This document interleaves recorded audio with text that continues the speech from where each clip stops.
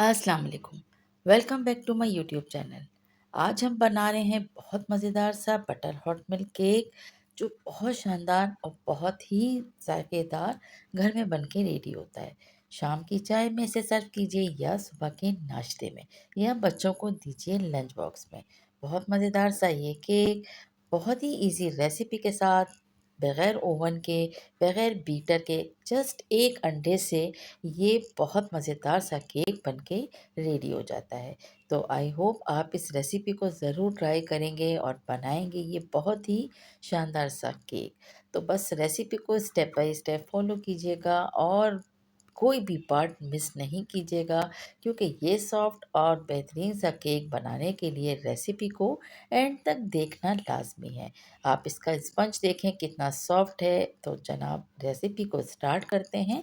यहाँ पर हमने लिया है एक अंडा, जो हमने फ्रिज में नहीं रखा था। इसके बाद अंडे को हमने बगैर बीटर इस्तेमाल किए हैंड मिक्स से इसको इतना मिक्स करना है कि बस अंडा सफ़ेदी और जर्दी के साथ यकजान हो जाए। तो बस अब इसके बाद बस थोड़ा सा हमने समझे कि बस 1 मिनट इसको मिक्स किया है। इसके बाद इसमें हमने ऐड कर लिया है शुगर। 6 टेबल स्पून हमने इसमें शुगर ऐड की है और शुगर हमने पीस के रखी हुई थी जिसमें ऐड कर लिए। अब इसको अच्छी तरह से हम मिक्स करेंगे। तकरीबन 1 से 2 मिनट तक अंडों को शुगर के साथ बहुत अच्छी तरह से हम मिक्स कर लेंगे। आपको शुगर ज़्यादा पसंद है तो आप ज़्यादा भी ऐड कर सकते हैं। वनीला एसेंस फ्यू ड्रॉप हमने इसमें ऐड किया है। साथ साथ 1 टेबल स्पून ऑयल भी इसमें ऐड कर लिया है इस पॉइंट पे। अब हम यहाँ पे तैयार करेंगे बटर मिल्क। तो बटर मिल्क बनाने के लिए हमने यहाँ पर 3 to 4 table spoon butter add किया है मिल्क में और इसको हम माइक्रोवेव कर लेंगे। मेल्ट होने तक अच्छी तरह से दूध को हम कुक करेंगे। अच्छा जी, अब यहाँ पर आप देख सकते हैं कि हमारा ये बैटर भी रेडी हो गया। अब हम इसमें ऐड करेंगे मैदा। तो मैदा यहाँ पर हम जो ऐड कर रहे हैं 1 कप के बराबर है। 1 कप मैदे को हमने छान के रखा था। इसमें हम ऐड कर लेंगे 1 teaspoon baking powder, half tea spoon baking soda. तो अगर ये अच्छी क्वालिटी के होंगे तो उतना ही अच्छा आपका केक का स्पंज बन के रेडी होगा। तो बस ये ऐड करने के बाद हम इस तरह से अब इसे मिक्स करेंगे और अब आप देखिए ये मिक्स हो चुका है। अब हम इसमें जो हमने बटर मिल्क तैयार करके रखा था वो हम इसमें थोड़ा-थोड़ा करके ऐड करते जाएँगे और जितना हमने तैयार किया था वो सारा ही इसके अंदर चला गया था।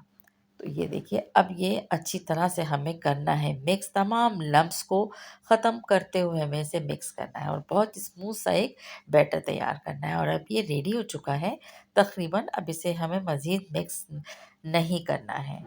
तो बस अब हमने एक मोल्ड लिया है जिसे हमने बटर पेपर के साथ अच्छी तरह से सेट करके रखा हुआ है।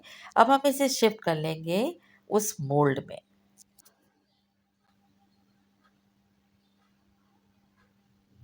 और इसको शिफ्ट करने के बाद बस हल्का सा इसको हम टैप करेंगे ताकि तमाम एयर्स इसमें से रिमूव हो जाए।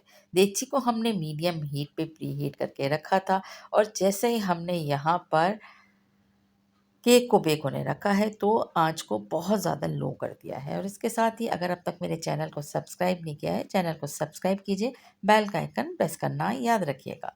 तो अब तकरीबन यहाँ पर 30 मिनट्स के अंदर हमने चेक किया तो ये केक ऑलमोस्ट डन हो चुका था और ये कलर जो हमें चाहिए था ये हमें मिल चुका था।